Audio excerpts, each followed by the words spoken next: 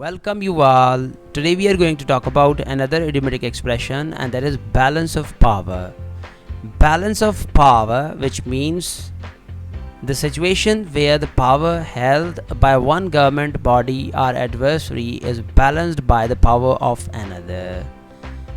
इसको हम उर्दू में ताकत का तवाज़ुन बेसिकली ये इडियम जो है वो इंटरनेशनल रिलेशंस सब्जेक्ट में यूज़ होता है.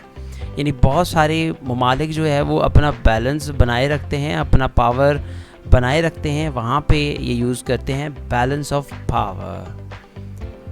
How we are going to use it as an idiomatic expression in sentences like the shift in the balance of power and the region has had far-reaching consequences. So we have used here balance of power.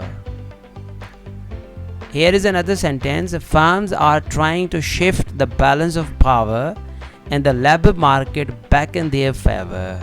So once again we have used here this idiomatic expression as balance of power.